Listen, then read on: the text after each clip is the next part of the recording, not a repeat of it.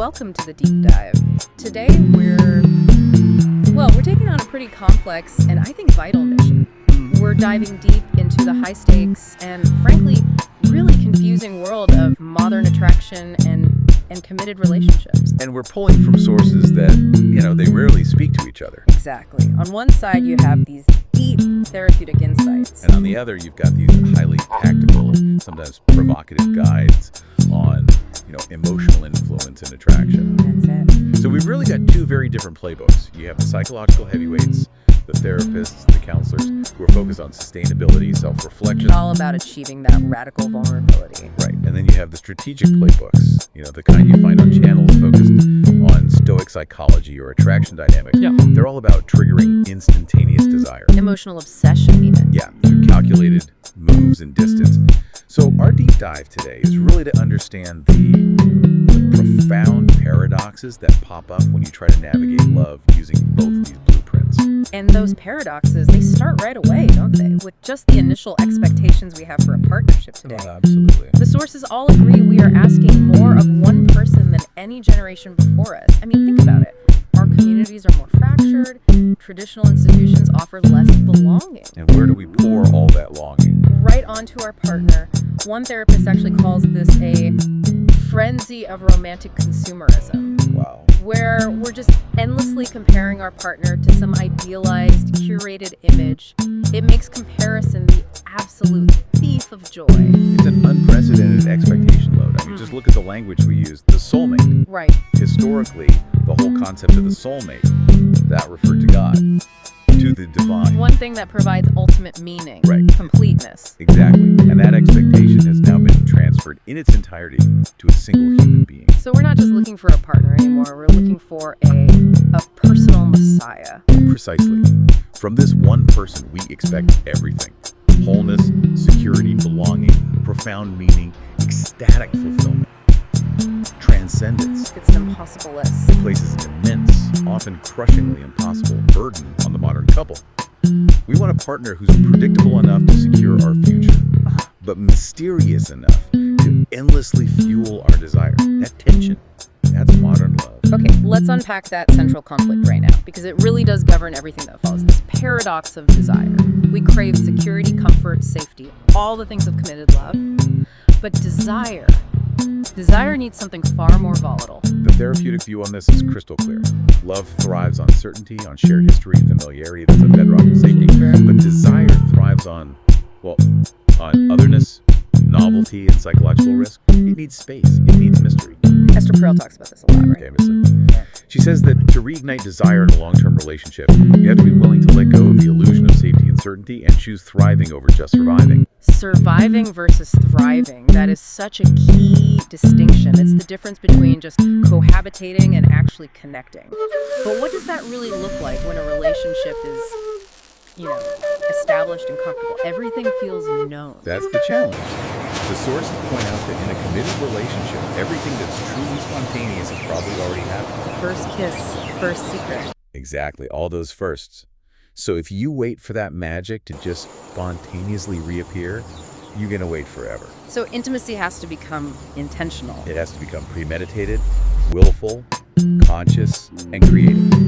It requires deliberate effort. So you have to actively create these new spaces, physical or emotional, where your familiar partner can become a little unfamiliar again. That's it. You have to create the space for it. Anticipation is the key ingredient here. It's described as the mortar of desire. The mortar of desire. I like that. Without it, you know exactly what you're going to get. And that predictability, while it's comforting, is absolutely fatal to desire. So you have to risk losing them, even just for a moment. You do. By investing in your own life, your own passions, your separate interests, so you're not just merging into one identity.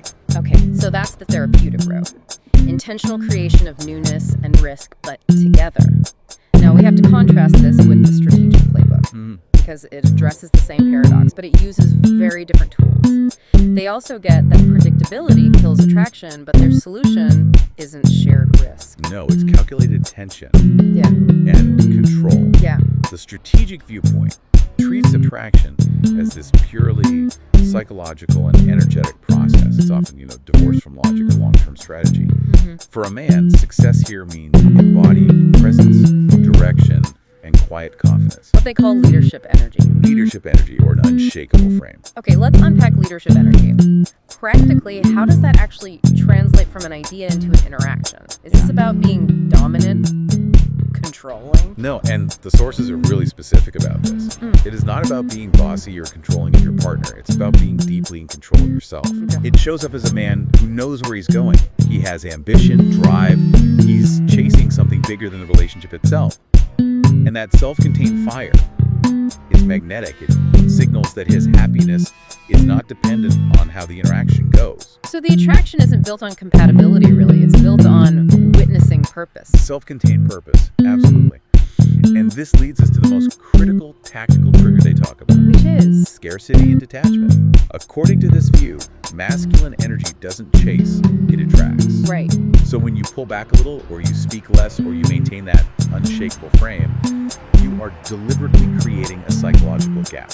And the woman is left with uncertainty. And her mind starts obsessing, starts chasing the resolution to the mystery that you created with your distance. This is a huge philosophical conflict right here. It is. The therapeutic path says share your inner life, create newness with vulnerability. The strategic path says protect your inner life and create newness with distance and control. You're intentionally using emotional distance to generate tension. You're forcing the other person to fill that space with curiosity and to chase. And that's the tension we have to hold. I mean, the strategic approach is probably incredibly effective at starting desire, Oh, for sure. but you have to wonder about its sustainability. If you build attraction on the idea of being unavailable or mysterious, how do you then pivot to the vulnerability that's required for long-term love? Which demands you share your maps. Right. It feels like you're setting up a false identity that at some point has to collapse. That's the risk. The goal, maybe, is to find a synthesis. Be that self-possessed person with direction who doesn't chase. But then, once the connection's there, You apply the therapeutic principle. you apply the principles of intentional shared novelty to keep the desire going. That complexity leads us perfectly into nonverbal communication, because both schools, the therapeutic and the strategic, they both agree that what people say often masks what they truly want. Especially when attraction is in the mix. Yeah. Desire is just inherently vulnerable. And because vulnerability is both a sanctuary and a battlefield, desire often reveals itself in these uncontrollable nonverbal ways. The person might hide their feelings with words. But their nervous system betrays them every time. So what specific nonverbal signals should you, the listener, be looking for when the body betrays the mind's defenses? You're looking for these subtle signs of nervous excitement, especially when she's talking to you or near you. When someone's subtly aroused, their nervous system tries to self-regulate that energy. And it has to leak out somewhere. It has to leak out. So you look for fidgeting in sensitive areas like touching the neck or the collarbone, rubbing a wrist, or shifting the thighs. The tactile sources call this psychomotor agitation. That sounds very technical. What does psychomotor agitation look like in plain language? It's movement that's caused by contained stimulation. It's not boredom fidgeting.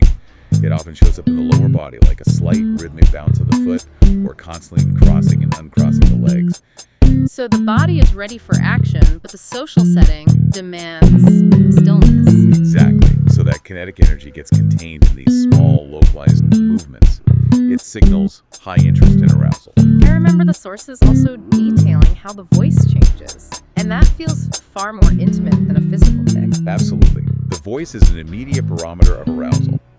When a woman is interested, her voice often softens. It slows down, becomes noticeably lower in pitch. Almost breathy. Yeah, more intimate. The sources describe this shift as foreplay in disguise, because she's unconsciously signaling safety and closeness with her vocal tone. Okay, now let's talk about denial, because this is where attraction can be completely misinterpreted. Especially by men who are waiting for explicit logical confirmation. Right. Yes. So, women often express attraction through this complex mechanism of testing, teasing, or denial. Phrases like, "You're so annoying," or "You're trouble." Or the classic, "You're not like most guys I've met." That one. These are often, in reality, confessions. They signal that the man has successfully crossed her emotional walls and is triggering this deep, often unfamiliar interest. Hold on, we need to apply some friction here. If a man is taught that you're annoying is a secret code for "I like you," doesn't that open the door to misinterpreting genuine boundaries or pushing past real discomfort? That's a crucial distinction, and the nuance here is essential. A truly grounded person, whether they're following their therapeutic or the strategic playbook has to be sensitive to the intent and the context. Okay. The strategic sources are clear on this. A man should never ignore an explicit boundary.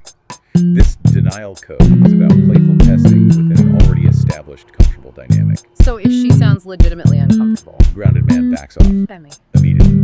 The skill is in distinguishing between a light test and a true retraction. That's a key piece of information. It's about respecting boundaries while still recognizing the playful tension in flirtation.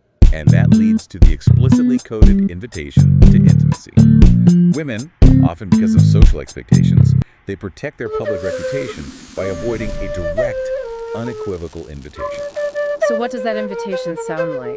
It's usually a way to grant permission while also distancing herself from the consequences. Statements like, I don't usually do this. Late, but I'm having fun. Classic examples. The sources suggest a grounded man understands this ambiguity as a coded invitation.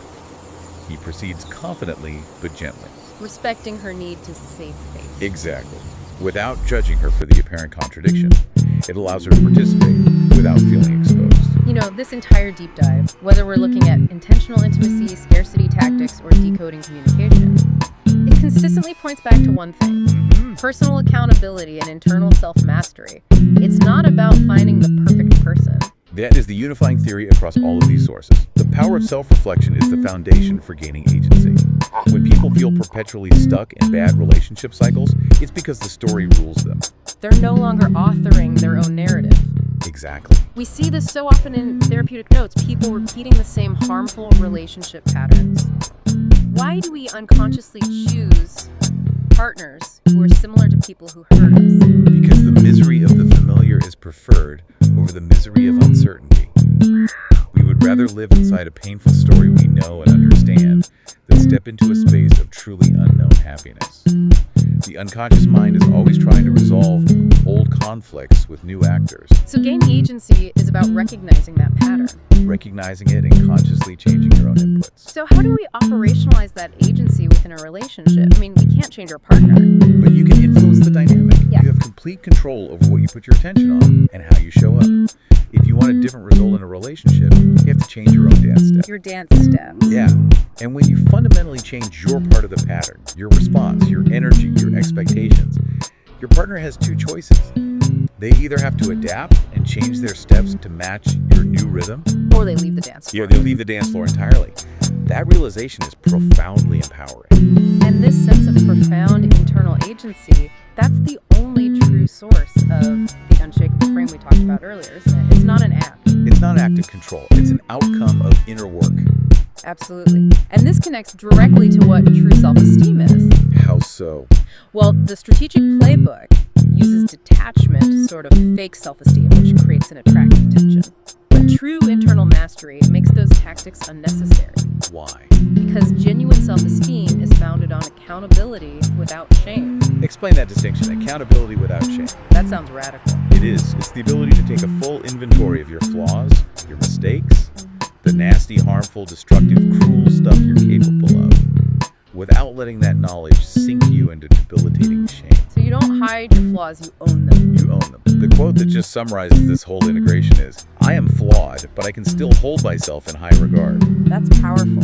When you achieve that level of integration, you don't need scarcity tactics or external validation anymore. Because your self-worth is independent of the relationship's outcome. Correct. So the vulnerability required by the therapist becomes manageable because showing your flaws isn't a threat to your identity anymore. And the quiet confidence demanded by the strategist is no longer calculated. It's just who you are. This deep dive has shown us a tremendous synthesis. Whether you approach modern relationships through the lens of a clinical therapist demanding radical emotional inventory, or Or strategist demanding self-control and detachment. right, ultimate success relies not on finding the right person, but on achieving internal mastery and profound personal accountability. And the challenge for you, the listener, is integrating these two competing needs. Therapeutic perspective demands shared vulnerability and radical presence to sustain growth. Meanwhile, the strategic perspective emphasizes control and distance to fuel desire. Both are striving for the same goal, a vibrant, meaningful relationship. But their methods are polar opposites. So what does this all mean for you, navigating love today, trying to fulfill that impossible soulmate expectation we started with? The tension is the work. Given that desire relies on psychological mystery and otherness, the long-term intimacy demands you fully share your complete, messy interior life. Ask yourself this provocative final thought. How much of my inner life can I share without sacrificing the psychological mystery that fuels desire? And where does my partner need to step forward to meet me in that uncertainty? Learning to sustain that negotiation, that is the complex, beautiful, and sometimes agonizing art of modern love.